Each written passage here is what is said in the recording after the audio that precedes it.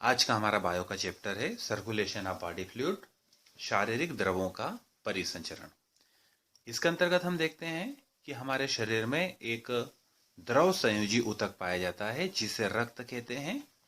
साथ ही लसिका, रक्त एवं लसिका का पूरे शरीर में परिवहन या परिसंचरण होता है, जिसका अध्ययन हम परिसंचरण तंत्र के अंतर्गत करते हैं। पहला इंपॉर्टेंट क्वेश्चन बनता है, परिसंचरण तंत्र के कार्य दीजिए। हम देखते हैं कि परिसंचरण तंत्र के कार्य निम्नलिखित है।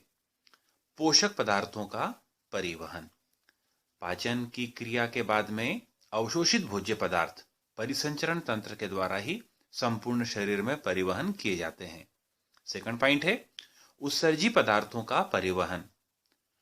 हम जानते हैं यूरिया का निर्माण यकृत में होता है और उसका उत्सर्जन वृक्क या किडनी के द्वारा किया जाता है।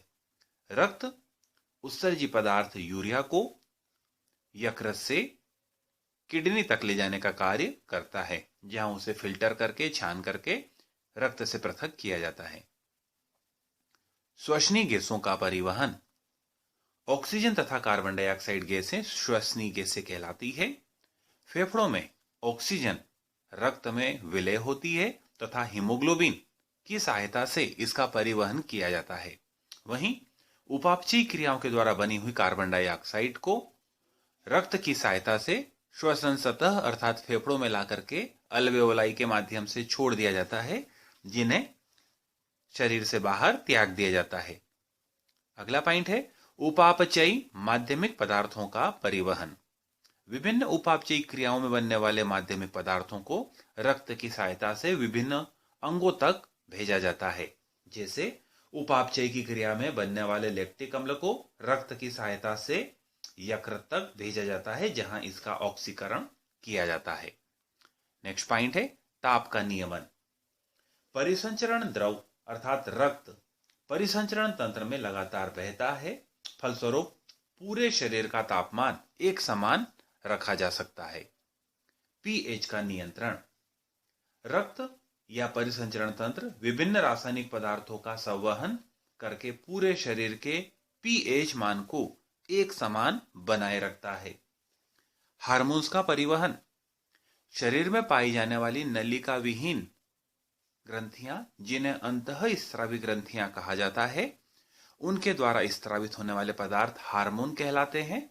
चूंकि इन ग्रंथियों में अपने स्त्राव को एक स्थान से दूसरे स्थान तक ले जाने के लिए नलियों का अभाव होता है, अतः ये हार्मोन रक्त की सहायता से ही पूरे शरीर में एवं टारगेट अंगों में परिवहन किए जाते हैं।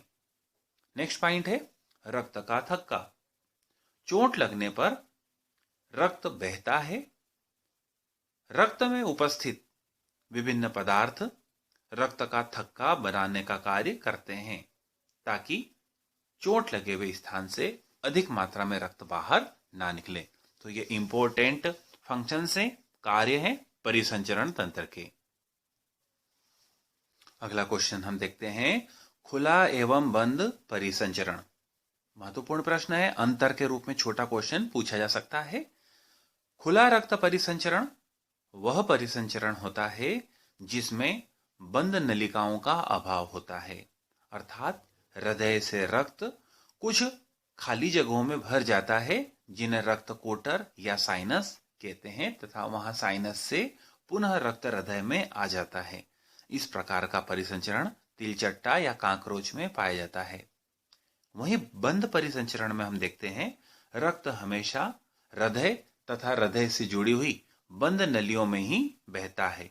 इन बंद नलियों को धमनी एवं शिराएं कहा जाता है। अंगों में जाकर के ये धमनी एवं शिराएं पतली पतली धमनिकाओं या शिरिकाओं में विभक्त हो जाती है तथा रक्त खुला शरीर में कहीं भी नहीं बहता। इस प्रकार का परिसंचरण बंद परिसंचरण तंत्र कहलाता है, जो विकसित जीवों जैसे मनुष्य में पाया जाता है।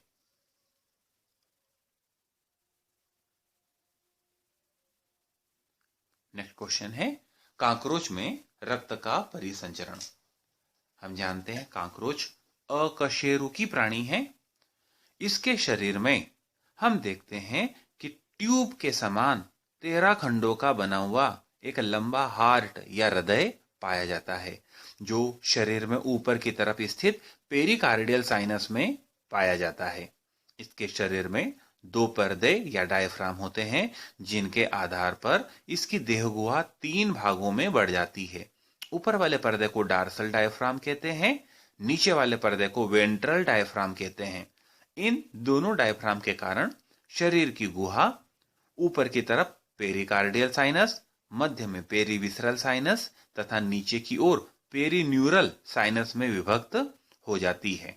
काकरोच की देह गुहा को हिमोसील कहा जाता है, क्योंकि इसमें जो रक्त बहता है वह वास्तव में रक्त के समान लाल रंग का ना होकर के सफेद कलर का होता है, जिसे हीमोलिम्फ कहा जाता है, क्योंकि इसके रक्त में लाल रक्त कणिकाओं का अभाव होता है। रक्त परिसंचरण हम देखते हैं, इसका ट्यूब के समान हृदय है। प्रत्येक हृदय में एक एक छिद्र होता है, प्रत्येक हृदय खंड में एक एक छिद्र होता है, जिसे ऑस्टिया कहते हैं। ऑस्टिया से रक्त काकरोच के हृदय में प्रवेश करता है तथा आगे की ओर प्रवाहित होता रहता है। जब हृदय के कक्षों से होते हुए रक्त आगे की तरफ आता है, तो एओर्टा के द्वारा यह रक्त पेरीविसरल साइनस में आ जाता है। पेरीविसरल तथा पेरीन्यूरल साइनस के बीच के वेंट्रल डायफ्राम से रक्त दोनों साइनस में परिसंचरित होता रहता है। जब डार्सल डायफ्राम के छिद्रों के द्वारा यह रक्त पुनः पेरिकार्डियल साइनस में जाता है, तो वहां हृदय खंडों के ऑस्टियम के द्वारा यह रक्त हृदय खंडों के अंदर प्रवेश करता है तथा वहां पुनः आगे की ओर परिसंचरित हो जाता है। इस प्रकार हम देखते हैं काकरोच में रक्त परिसंचरण निम्न प्रकार से संपन्न होता है। एओर्टा के द्वारा पेरीविसरल साइनस, वेंट्रल साइनस से होते हुए पेरीविसरल साइनस से रक्त पेरीन्यूरल साइनस में परिसंचरित होता रहता है। पेरीविसरल साइनस से डॉर्सल डायफ्राम के द्वारा पेरिकार्डियल साइनस में रक्त आता है। यह ऊपर वाली स्पेस होती है जिसमें हार्ट उपस्थित होता है। हार्ट के ऑस्टिया या छिद्रों से होते हुए रक्त हृदय में प्रवेश करता है तथा एओर्टा के द्वारा पुनः आगे की ओर परिसंचरित हो जाता है। तो इस प्रकार हम देखते हैं यह काकरोच में रक्त प्रवाह का मार्ग होता है। नेक्स्ट क्वेश्चन है रक्त की संरचना का वर्णन। रक्त हमारे शरीर में पाए जाने वाला एक प्रकार का तरल संयोजी ऊतक होता है, जो हृदय तथा रक्त वाहिनियों, धमनी एवं शिराओं में बहता है। यह पूरे शरीर को जोड़कर रखने का कार्य करता है। संरचना के हिसाब से देखा जाए तो रक्त की संरचना के 2 भाग होते हैं, एक रक्त प्लाज्मा, दूसरा रक्त कणिकाएं। रक्त का 2/3 भाग प्लाज्मा कहलाता है। यह एक तरल के रूप में प्रायः रंगहीन संरचना वाला भाग होता है, किंतु अधिक मात्रा में होने के कारण हम देखते हैं कि यह हल्के पीले रंग का दिखलाई देता है। इसकी रासायनिक संरचना में हम देखते हैं कि यह 90% जल से मिलकर के बना हुआ होता है। शेष 10% भाग में इसमें कार्बनिक तथा अकार्बनिक पदार्थ घुली हुई अवस्था में पाए जाते हैं।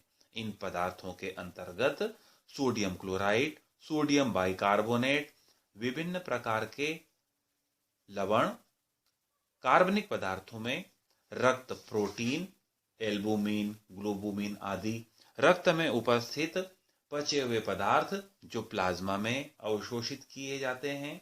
पचे हुए पोषक पदार्थों के अंतर्गत हम देखते हैं वसी अम्ल, अमीनो अम्ल, ग्लूकोज, विभिन्न प्रकार के हार्मोन्स, विभिन्न प्रकार के उत्सर्जी पदार्थ जैसे यूरिया, यूरिक अम्ल, अमोनिया, विभिन्न प्रकार के एंजाइम, विभिन्न प्रकार के एंटीकोएगुलेंट प्रोडक्ट हम देखते हैं कि रक्त प्लाज्मा में उपस्थित होते हैं। प्लाज्मा शरीर के ताप का नियंत्रण करती है, जल की मात्रा को समन्वित करती है तथा हार्मोन, विटामिन, एंटीबॉडीज, एंटीटॉक्सिन्स आदि का संवहन करने का कार्य करती है। रक्त कणिकाएं। रक्त में हम देखते हैं 3 प्रकार की कणिकाएं पाई जाती है। लाल रक्त कणिका रेड ब्लड कार्पसल्स या इरिथ्रोसाइट, श्वेत रक्त कणिका WBC या ल्यूकोसाइट्स, थ्रोम्बोसाइट्स या ब्लड प्लेटलेट्स, RBC या रेड ब्लड कार्पसल्स, इन्हें इरिथ्रोसाइट भी कहा जाता है। शरीर में पाई जाने वाली लंबी अस्थियों की गुहा, जिन्हें बोन मेरो कहा जाता है, उनमें RBC का निरंतर निर्माण होता रहता है। हीमोग्लोबिन की उपस्थिति के कारण ये लाल रंग की दिखलाई देती है। हीमोग्लोबिन एक प्रकार का संयुक्त प्रोटीन होता है जो हीम अर्थात आयरन तथा ग्लोबुलिन नामक प्रोटीन के जुड़ने से बना हुआ होता है। हीमोग्लोबिन की उपस्थिति के कारण लाल रक्त कणिकाएं ऑक्सीजन संवहन का कार्य करती हैं। मनुष्य की लाल रक्त कणिकाओं में केंद्रक नहीं पाया जाता, ये केंद्रक विहीन होती है। फलस्वरूप हम देखते हैं कि ये RBC मनुष्य के शरीर में लगभग 100 दिन तक जिंदा रह सकती है, उसके पश्चात इनकी मृत्यु हो जाती है। मनुष्य के प्रति घन मिलीमीटर रक्त में इनकी संख्या 50 से 55 लाख तक होती है। हीमोग्लोबिन की कमी होने के कारण मनुष्य में एनीमिया या रक्ताल्पता नामक बीमारी हो जाती है। WBC व्हाइट ब्लड कार्पसल्स या श्वेत रक्त कणिकाएं, ये कणिकाएं अमीबा के समान अनियमित आकार की होती है, लेकिन RBC की तुलना में इनकी मात्रा रक्त में कम होती है। प्रति घन मिलीमीटर इनकी संख्या प्रायः 5000 से 9000 के बीच में होती है। WBC कोशिकाओं को सूक्ष्मदर्शी सिपाही भी कहा जाता है, क्योंकि ये शरीर की रोगाणुओं से रक्षा करने का कार्य करती है। श्वेत रक्त कणिकाएं केंद्रक युक्त होती है तथा केंद्रक के अतिरिक्त इनके कोशिका द्रव्य में कुछ कण भी पाए जाते हैं। कणों की उपस्थिति अथवा अनुपस्थिति के आधार पर हम देखते हैं श्वेत रक्त कणिकाएं दो प्रकार की होती है, जिनमें केंद्रक के अतिरिक्त कुछ कण पाए जाते हैं। उन WBC को कणिकामय WBC कहा जाता है तथा जिन WBC कोशिकाओं में केंद्रक के बाहर जीवद्रव्य में कण नहीं पाए जाते हैं, उन्हें कणिका रहित WBC कहा जाता है। कणिकामय WBC 3 प्रकार की होती है। रंजन विधियों के आधार पर इन्हें 3 भागों में बांटा जा सकता है। वे कणिकामय WBC जो अम्लीय रंजकों के द्वारा रंगी जा सकती है, इओसिनोफिल कहलाती है। ये कुल WBC का 3% भाग बनाती है। इनकी विशेषता ये होती है कि इनका केंद्रक 2 या 3 पालियों का बटा हुआ होता है। साथ ही इनके जीवद्रव्य में बड़े आकार के कण बिखरे हुए होते हैं। इन्हें अम्लरंजी भी कहा जाता है। दूसरा प्रकार है बेसोफिल या क्षाररंजी। ये संख्या में कम, अपेक्षाकृत बड़ी होती है। लगभग 0.5% WBC का यह भाग बनाती है। इनका केंद्रक प्रायः 2 पिंडों का बना हुआ होता है, जो एक तंतु के द्वारा आपस में जुड़े हुए होते हैं। कभी कभी 3 पिंड भी केंद्रक में उपस्थित हो सकते हैं। तीसरी कोशिका है कणिकामय न्यूट्रोफिल। ये मुख्य WBC कणिकाएं होती हैं जो कुल WBC का 60 से 70% तक भाग बनाती है। ये उदासीन रंजकों के द्वारा रंगी जाती है। इनका मुख्य कार्य रोगाणुओं तथा जीवाणुओं का भक्षण करना होता है। कणिका रहित WBC 2 प्रकार की होती है, जिन्हें क्रमशः लिम्फोसाइट और मोनोसाइट कहा जाता है। लिम्फोसाइट WBC का 18% पार्ट बनाती है, वहीं मोनोसाइट 1 से 3% भाग बनाती है। लिम्फोसाइट कणिकाओं में केंद्रक बड़ा और फूला हुआ होता है, वहीं मोनोसाइट कोशिकाओं में केंद्रक पिचका हुआ होता है। लिम्फोसाइट कणिकाओं का निर्माण लसिका ग्रंथियों में होता है तथा ये एंटीबॉडीज को बनाने का कार्य करती है। वहीं मोनोसाइट कोशिकाएं हम देखते हैं कि आकार में थोड़ी बड़ी होती है और भक्षक कोशिकाओं के रूप में परिवर्तित हो जाती है, अर्थात रोगाणुओं को नष्ट करने का कार्य करती है।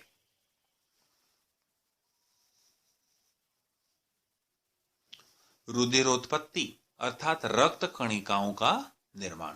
शरीर में रक्त कणिकाएं अपने जीवन काल के हिसाब से जब निरंतर नष्ट होती रहती है तो लसिका ग्रंथियां, यकृत, प्लीहा रुधिर उत्पादक अंग माने जाते हैं, जिनमें रक्त कणिकाओं का निरंतर निर्माण होता रहता है। वहीं प्लीहा को मृत कणिकाओं का कब्रिस्तान भी कहा जाता है। महत्वपूर्ण पॉइंट है, रक्त कणिकाओं का या मृत रक्त कणिकाओं का कब्रिस्तान प्लीहा होता है, क्योंकि यहीं पर मृत कणिकाओं को विघटित किया जाता है। देखिए, हमने देखा कि मनुष्य की अर्थात स्तनधारियों की लाल रक्त कणिकाएं प्रायः केंद्रक विहीन होती है, किंतु कुछ स्तनधारी जैसे ऊंट एवं ऊंट के ही समान दिखने वाला लामा ऐसे स्तनधारी होते हैं जिनकी आरबीसी में केंद्रक पाया जाता है। इसी प्रकार मेंढक की लाल रक्त कणिका भी केंद्रक युक्त होती है। तीसरे प्रकार की रक्त कणिका थ्राम्बोसाइट या ब्लड प्लेट्स होती है। इनकी संख्या प्रति घन मिलीमीटर लगभग 2.5 लाख के आसपास होती है। ये केवल स्तनियों में पाई जाती है। रक्त का थक्का बनाने में ये महत्वपूर्ण भूमिका निभाती है। इनमें भी प्रायः केंद्रक नहीं पाया जाता है। स्तनधारियों को छोड़कर शेष अन्य कशेरुकी जीवों के रक्त में थ्राम्बोसाइट्स या ब्लड प्लेटलेट के स्थान पर स्पिंडल कणिकाएं पाई जाती है। महत्वपूर्ण क्वेश्चन देखिए, रक्त के थक्के के निर्माण की क्रियाविधि प्रदर्शित कीजिए। हम जानते हैं रक्त शरीर में पाए जाने वाला तरल संयोजी ऊतक होता है और चोट लगने पर हमारे शरीर से रक्त बाहर निकलता है। चूंकि हमारे शरीर में औसत रक्त लगभग 5 लीटर ही पाया जाता है और यह शरीर के अनेक महत्वपूर्ण कार्यों का संपादन करता है, अतः इसकी कमी जीवन के लिए खतरा हो जाती है। अतः चोट लगे हुए स्थान पर प्राकृतिक रूप से थक्का बनने की प्रक्रिया संपन्न होती है। वहां क्लॉट बन जाता है, एक रक्त का थक्का बन जाता है। फलस्वरूप रक्त वहां से बहना ऑटोमेटिकली बंद हो जाता है। जिन व्यक्तियों में रक्त का थक्का नहीं बनता उनमें एक आनुवांशिक रोग हीमोफीलिया उपस्थित होता है। रक्त के थक्के निर्माण की प्रक्रिया को हम देखते हैं। जिस स्थान पर चोट लगती है वहां से रक्त बाहर निकलना प्रारंभ हो जाता है। जैसे रक्त वायु के संपर्क में आता है, रक्त में उपस्थित थ्राम्बोसाइट्स कोशिकाएं या कणिकाएं टूटने लगती है एवं प्रोथ्राम्बोप्लास्टिन बनाती है। पहली स्टेप हमें ध्यान में रखना पड़ेगी कि चोट लगी, रक्त बाहर निकला, वायु के संपर्क में आया तो रक्त में उपस्थित थ्राम्बोसाइट्स कणिकाएं टूटी और प्रोथ्राम्बोप्लास्टिन बनाया। यह प्रोथ्राम्बोप्लास्टिन कैल्शियम आयन की उपस्थिति में थ्राम्बोप्लास्टिन में बदल जाता है। यानी एक रिएक्शन संपन्न हो गई, प्रो यानी प्रारंभिक, थ्राम्बोप्लास्टिन में बदल गया। यह थ्राम्बोप्लास्टिन कैल्शियम आयन तथा ट्रिप्टेज एंजाइम की उपस्थिति में एंटीप्रोथ्राम्बिन को निष्क्रिय कर देता है। जब एंटीप्रोथ्राम्बिन निष्क्रिय हो जाता है तो प्रोथ्राम्बिन थ्राम्बिन में परिवर्तित हो जाता है। थ्राम्बिन वह प्रोटीन होता है जो रक्त के थक्के को बनाने में महत्वपूर्ण भूमिका निभाता है। एक फाइब्रिनोजन के साथ मिलकर यह जाल बनाता है। तो हमने देखा प्रोथ्राम्बोप्लास्टिन कैल्शियम आयन के साथ थ्राम्बोप्लास्टिन बनाता है। यह थ्राम्बोप्लास्टिन कैल्शियम आयन एवं ट्रिप्टेज एंजाइम की उपस्थिति में एंटीप्रोथ्राम्बिन हिपेरिन जिसे कहा जाता है उसे निष्क्रिय कर देता है, क्योंकि उसकी उपस्थिति में शरीर के अंदर बहते रक्त का थक्का नहीं बनता है। साथ ही प्रोथ्राम्बिन को सक्रिय थ्राम्बिन में बदल देता है। यह सक्रिय थ्राम्बिन फाइब्रिनोजन के साथ में जुड़ करके फाइब्रिन तंतुओं का निर्माण करता है। यह फाइब्रिन तंतु फाइब्रिन जाल बनाते हैं। इस जाल में विभिन्न मृत रक्त कणिकाएं उलझ जाती हैं, फंस जाती हैं और एक नेट के समान जालीदार संरचना बनाती है जिसे रक्त का थक्का कहते हैं। सारी मृत कणिकाएं इस थक्के में फंस जाती है तथा क्षण करके कुछ रक्त प्लाज्मा सीरम के रूप में बाहर निकल करके आ जाता है। इस प्रकार रक्त के थक्के का निर्माण होता है। नेक्स्ट क्वेश्चन, हृदय की बाह्य संरचना का नामांकित चित्र। देखिए, डायग्राम बना करके हमें प्रैक्टिस करना पड़ेगी। एक महत्वपूर्ण डायग्राम है और देखिए किस प्रकार से हमने बनाया हुआ है। ये राइट ऑरिकल, ये राइट वेंट्रिकल, ये लेफ्ट ऑरिकल, ये लेफ्ट वेंट्रिकल। लेफ्ट वेंट्रिकल से जो रक्त वाहिनी निकलती है वो एओर्टा इस प्रकार से जाती है। वहीं राइट वेंट्रिकल से जो रक्त वाहिनी निकलती है वो आगे चल करके दो भागों में बढ़ जाती है और पल्मोनरी धमनी के रूप में यह रक्त को फेफड़ों तक पहुंचाने का कार्य करती है। देखिए, हृदय की बाह्य संरचना हम देख रहे हैं डायग्राम में है। प्राय हृदय का आकार हम देखते हैं कि बंद मुट्ठी के समान होता है जो वक्षी गुहा में पाया जाता है। हृदय के चारों ओर हृदयावरण या पेरिकार्डियम नामक एक झिल्ली पाई जाती है जो दो परतों की बनी हुई होती है। विसरल लेयर और पेराइटल लेयर दोनों के बीच में एक द्रव भरा हुआ होता है जिसे पेरिकार्डियल द्रव कहा जाता है। यह पेरिकार्डियल द्रव हृदय की बाह्य आघातों से रक्षा करता है। हृदय की भित्ति 3 परतों की बनी हुई होती है। सबसे बाहर इपिकार्डियम, बीच में मीजोकार्डियम तथा अंदर की तरफ एंडोकार्डियम। हृदय की दीवार इन 3 प्रकार की परतों से बनी हुई होती है। ये पेशीय परती होती है जो अनैच्छिक पेशियों से बनी हुई होती है। इन अनैच्छिक पेशियों को हृदय पेशियां कहा जाता है जो जीवन भर निरंतर बिना थके कार्य करती रहती है। हृदय की संरचना में हम देखते हैं कि मनुष्य के हृदय के 4 खंड होते हैं, 2 आलिंद तथा 2 निलय। दाईं तरफ दायां आलिंद दायां निलय तथा बाईं तरफ बायां आलिंद तथा बायां निलय। हृदय की लेफ्ट वेंट्रिकल या बाएं निलय से हम देखते हैं एओर्टा महाधमनी निकलती है जो शुद्ध रक्त को संपूर्ण शरीर में प्रवाहित करती है। वहीं दाहिने निलय से हम देखते हैं निकलने वाली धमनी 2 भागों में बढ़ जाती है और यह अशुद्ध रक्त को दोनों ओर के फेफड़ों में ले जाने का कार्य करती है। फेफड़ों में रक्त शुद्ध होता है तथा वहां से पल्मोनरी शिराओं के द्वारा हृदय के बाएं कक्ष, जिसे बायां आलिंद कहते हैं, में प्रवेश करता है। बाएं आलिंद से बायां निलय और बाएं निलय से संपूर्ण शरीर को शुद्ध रक्त की सप्लाई कर दी जाती है। वहीं हम देखते हैं पूरे शरीर से अशुद्ध रक्त को एकत्रित करने का काम महाशिराओं के द्वारा होता है। महाशिराओं से अशुद्ध रक्त राइट ऑरिकल या दाएं आलिंद में आता है जहां से दाएं निलय में आकर के शोधन के लिए यह फेफड़ों में जाता है। हृदय की आंतरिक संरचना का अध्ययन करने पर हम देखते हैं बाएं आलिंद से रक्त बाएं कस्पिड वाल्व द्विचंद्राकार कपाट से होता हुआ बाएं निलय में आता है और यहां से हम देखते हैं कि यह एओर्टा के द्वारा पूरे शरीर में परिसंचरित होता है। ठीक इसी प्रकार अग्र महाशिराएं और पश्च महाशिराएं रक्त को दाएं आलिंद में डालती है। दाएं आलिंद से रक्त दाएं निलय में आता है तथा यहां से हम देखते हैं कि शोधन के लिए ऑक्सीजन विहीन रक्त दोनों ओर के फेफड़ों में प्रवेश कर जाता है।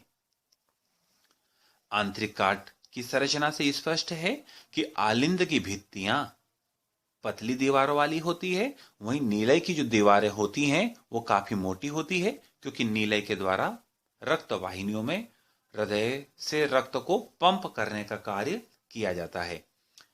दाएं आलिंद तथा दाएं नीलय के बीच में ट्राइकस्पिड वाल्व तथा बाएं आलिंद एवं बाएं नीलय के बीच में बाइकस्पिड वाल्व पाया जाता है। साथ ही आलिंद के वे स्थान जहां पर महाशिराएं रक्त को लाकर के डालती है वहां अर्धचंद्राकार कपाट पाए जाते हैं जो रक्त के विपरीत प्रवाह को रोकने का कार्य करते हैं। हृदय के द्वारा पूरे शरीर में रक्त पंप किया जाता है किंतु कार्य करने के लिए हृदय की दीवारों को भी रक्त एवं ऑक्सीजन की आवश्यकता होती है। कोरोनरी धमनी हम देखते हैं कि हृदय की दीवारों को रक्त पहुंचाने का कार्य करती है और इन्हीं कोरोनरी धमनी में ब्लॉकेज हो जाने पर, थक्के बन जाने पर हम देखते हैं हृदयाघात जैसी स्थिति उत्पन्न होती है। अगला इंपॉर्टेंट क्वेश्चन बनता है हृदय की क्रियाविधि। देखिए, हृदय की काट का अध्ययन करने पर ऊपर के 2 कक्ष आलिंद, नीचे के 2 कक्ष नीले हमें दिखलाई देते हैं। दाएं आलिंद में एक ग्रंथि पाई जाती है, पेशीय ग्रंथि पाई जाती है, जिसे एसे नोड या साइनो ऑरिक्यूलर नोड कहा जाता है। इसे पेसमेकर भी कहते हैं। यह वह स्थान है जहां से हम देखते हैं कि हृदय स्पंद प्रारंभ होती है। यहां से विद्युतीय आवेग उत्पन्न होते हैं, जिनके प्रभाव से राइट ऑरिकल में सबसे पहले संकुचन की लहर प्रारंभ होती है। फलस्वरूप अशुद्ध रक्त जो राइट आरिकल में महाशिराओं के द्वारा एकत्रित होता है, ट्राइकस्पिड वाल्व से होता हुआ वो दाईं ओर के नीले में आ जाता है। दोनों आलिंदों के बीच के पट्ट को अंतर आलिंद पट्ट कहा जाता है तथा दोनों नीलय के बीच के पट्ट को अंतर नीलय पट्ट कहा जाता है। वहीं आलिंद तथा नीलय के बीच के पट्ट को आलिंद नीलय पट्ट कहा जाता है। अंतर आलिंद पट्ट पर हम देखते हैं एक ऑरिक्यूलर वेंट्रिकुलर नोड या एवी नोड पाई जाती है। जब इन विद्युतीय आवेगों को एवी नोड ग्रहण करती है तो हम देखते हैं उससे नीचे की तरफ 2 तंतु निकले हुए होते हैं, जिन्हें बंडल ऑफ हिंज कहा जाता है, जो नीलय की दीवारों में जाकर के पतले पतले रेशों के समान पुरकिंजे तंतुओं में विभक्त हो जाते हैं। संकुचन की लहर जो प्रारंभ हुई थी दाहिने आलिंद से, जब वो बाएं आलिंद में पहुंचती है तो फुफ्फुस शिराओं के द्वारा जो शुद्ध रक्त बाएं आलिंद में एकत्रित होता है, वह बायकस्पिड वाल्व से होता हुआ बाएं नीलय में आ जाता है। जब संकुचन की लहर AV node, bundle of His तथा पुरकिंजे फाइबर के द्वारा दोनों नीलय की दीवारों में फैलती है तो दोनों नीलयों में एक साथ संकुचन होता है। फलस्वरूप दाहिने नीलय से रक्त शोधन के लिए फेफड़ों में पंप कर दिया जाता है। वहीं हम देखते हैं कि बाएं नीलय से रक्त को एओर्टा या महाधमनी के द्वारा संपूर्ण शरीर में भेज दिया जाता है। इस प्रकार हम देखते हैं विद्युतीय आवेगों के प्रभाव से हृदय में स्पंदन की क्रियाविधि संपन्न होती है। स्पंदन के चरणों में सबसे पहले संकुचन होता है राइट ऑरिकल में, उसके पश्चात लेफ्ट ऑरिकल में, और दोनों नीलय में बाद में संकुचन एक साथ होता है। इंपॉर्टेंट क्वेश्चन बनता है रक्त का दोहरा परिसंचरण। मनुष्य जैसे जीवों में रक्त का दोहरा परिसंचरण पाया जाता है। दोहरा परिसंचरण से तात्पर्य है एक परिसंचरण में रक्त का 2 बार हृदय से होकर के गुजरना। देखिए, किसी भी पॉइंट से हम स्टार्ट कर सकते हैं। हम देखते हैं कि ऑक्सीजन विहीन, जिसे प्रायः साधारण भाषा में अशुद्ध रक्त कह सकते हैं, अग्र एवं पश्चिम महाशिराओं के द्वारा एकत्रित होकर के राइट ऑरिकल में आता है, दाहिने आलिंद में आता है। दाहिने आलिंद तथा दाहिने नीलय के बीच में ट्राइकस्पिड वाल्व होता है। ट्राइकस्पिड वाल्व से होता हुआ रक्त राइट ऑरिकल से राइट वेंट्रिकल में प्रवेश कर जाता है और यहां से ऑक्सीजन विहीन रक्त फुफ्फुस धमनियों के द्वारा लंग्स में पंप हो जाता है। फेफड़ों की अल्वेओलाई में गैसीय आदान प्रदान होता है, जहां पर हम देखते हैं रक्त की कार्बन डाइऑक्साइड अल्वेओलाई में छोड़ दी जाती है तथा अल्वेओलाई की वायु में उपस्थित ऑक्सीजन को रक्त में अवशोषित कर लिया जाता है। इस प्रकार अब ऑक्सीजन युक्त रक्त, जिसे हम शुद्ध रक्त कह सकते हैं, फुफ्फुस शिराओं के द्वारा लेफ्ट ऑरिकल में प्रवेश करता है। लेफ्ट ऑरिकल तथा लेफ्ट वेंट्रिकल के बीच में बायकस्पिड वाल्व पाया जाता है। यह रक्त बायकस्पिड वाल्व को खोलता हुआ लेफ्ट ऑरिकल से लेफ्ट वेंट्रिकल में प्रवेश करता है तथा यह शुद्ध रक्त या ऑक्सीजन युक्त रक्त लेफ्ट वेंट्रिकल के द्वारा महाधमनी की सहायता से संपूर्ण शरीर में पंप कर दिया जाता है। बॉडी से पुनः महाशिराएं इसे एकत्रित करेगी तो राइट आरिकल से राइट वेंट्रिकल से लंग्स से लेफ्ट आरिकल, लेफ्ट आरिकल से लेफ्ट वेंट्रिकल से पुनः बॉडी। इस प्रकार देखिए एक 8 के रूप में हम देख रहे हैं कि यह परिसंचरण तंत्र का मार्ग यहाँ पर, रक्त परिसंचरण का मार्ग यहाँ पर बनता है। देखिए, यह रक्त हृदय में आया, शिराओं के द्वारा एकत्रित रक्त हृदय में आया। अब यहां से रक्त पुनः शरीर को परिसंचरित नहीं हो रहा, शरीर में इसकी पंपिंग नहीं हो रही। यहां से रक्त शोधन के लिए पहले फेफड़ों में गया, फेफड़ों से पुनः हृदय में आया और अब हम देखते हैं कि यह पुनः बॉडी में भेजा जाता है। इस प्रकार एक बार हार्ट में रक्त प्रवेश कर रहा है, पुनः दूसरी बार फिर से हार्ट में रक्त प्रवेश करता है और फिर बॉडी में परिसंचरित या पंप किया जाता है। इस प्रकार ऐसा परिसंचरण जिसमें एक चक्र में हृदय से रक्त 2 बार प्रवाहित होता है, रक्त का दोहरा परिसंचरण कहलाता है। हृदय से संबंधित विविध रोग जिनके अंतर्गत हम देखते हैं कि कपाटीय रोग, कपाट यानी हार्ट के वाल्व का खराब हो जाना। हम जानते हैं कि हृदय के अंदर महाशिराएं जिन स्थानों पर आकर के खुलती है वहां वाल्व पाए जाते हैं। ये वाल्व या कपाट जब खराब हो जाते हैं तो रक्त उल्टे क्रम में बहने लगता है। इस रोग को ऑपरेशन के द्वारा ठीक किया जा सकता है। एंजाइना दूसरा रोग है, एंजाइना। एंजाइना को हार्ट अटैक की अलार्म या बेल भी कहा जाता है। इस स्थिति में या इस रोग में हृदय की दीवारों में पाई जाने वाली कोरोनरी धमनियां ब्लॉक हो जाती है, उनमें थक्का बन जाता है।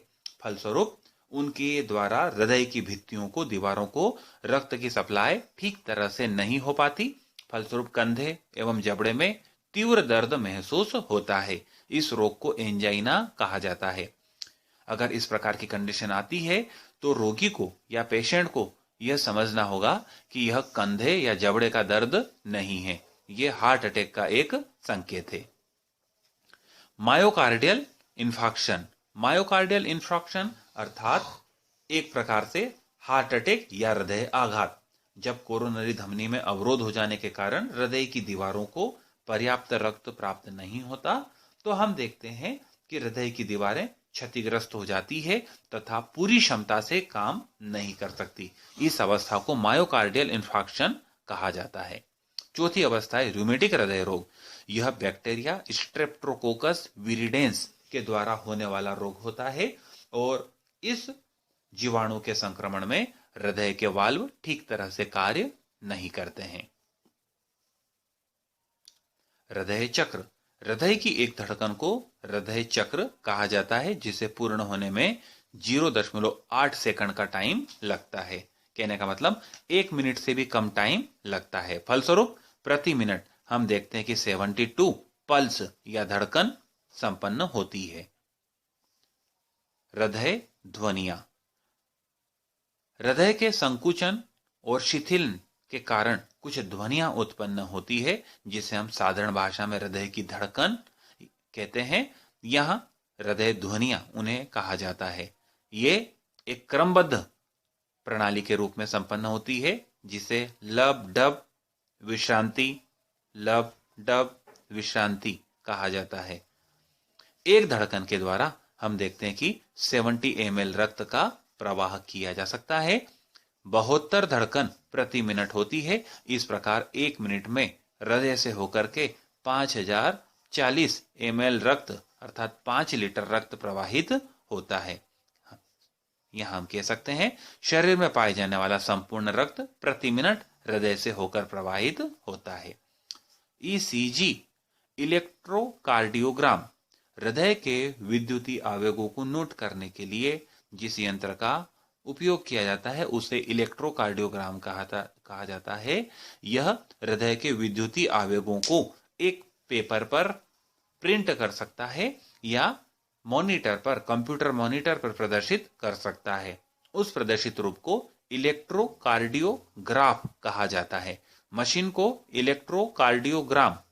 वहीं हम देखते हैं कि जो ग्राफ बनता है उसे इलेक्ट्रोकार्डियोग्राफ कहते हैं। शरीर में पाई जाने वाली 2 प्रकार की रक्त वाहिनियां, धमनी एवं शिराएं।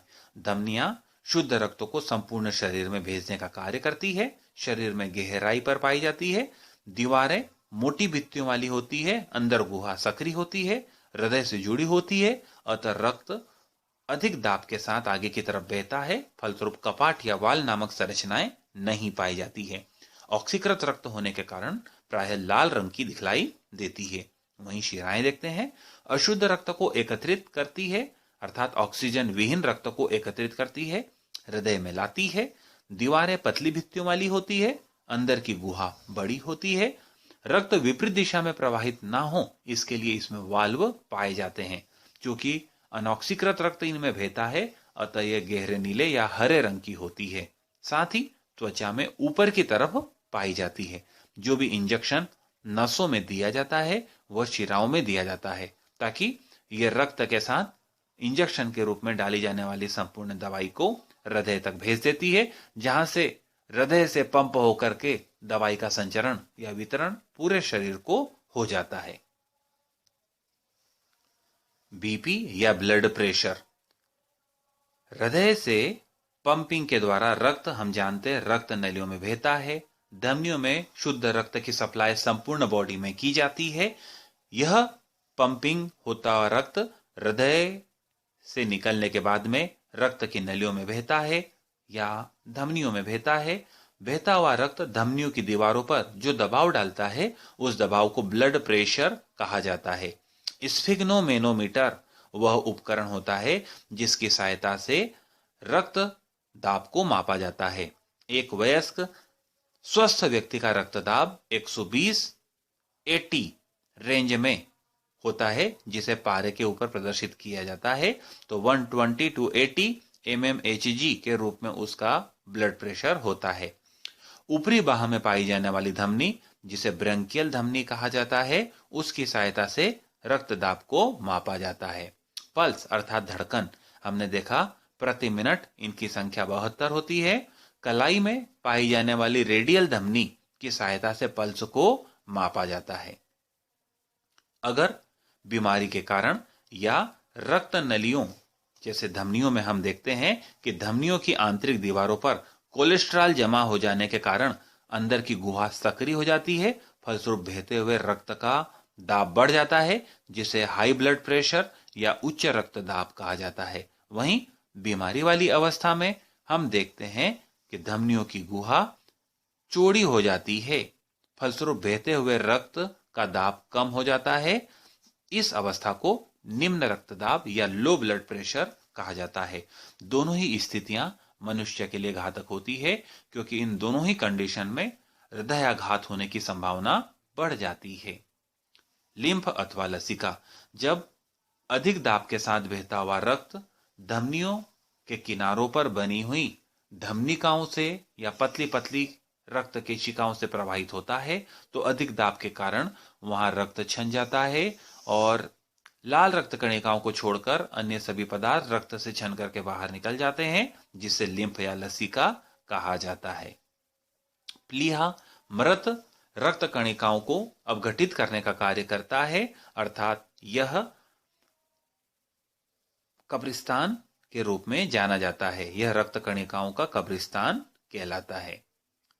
प्रतिरक्षा तंत्र, रक्त में पाई जाने वाली श्वेत रक्त कणिकाएं रक्त में एंटीबॉडीज का निर्माण करती है, और ये एंटीबॉडीज या प्रतिरक्षी पदार्थ एंटीजन के प्रभाव में बनती हैं। जब भी कोई बाह्यजन एंटीजन के रूप में शरीर में प्रवेश करता है, बाह्य कारक, शरीर का प्रतिरक्षा तंत्र जागृत हो जाता है और हम देखते हैं कि एंटीबॉडीज का निर्माण वहां पर संपन्न होता है। एंटीबॉडीज एक बार निर्मित हो जाती है, जीवन पर्यंत शरीर में बनी रहती है और रोगाणुओं से शरीर की रक्षा करती है।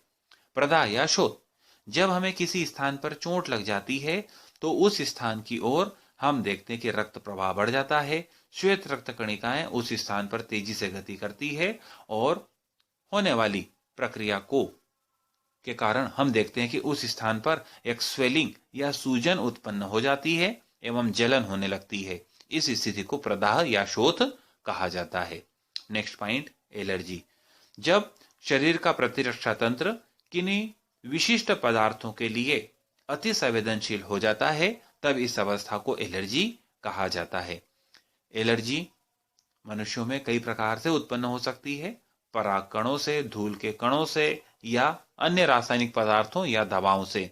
ये पदार्थ एंटीजन के रूप में कार्य करते हैं और शरीर प्रतिरक्षा तंत्र के रूप में इनके अगेंस्ट कार्य करने लगता है, जिसे एलर्जी कहा जाता है।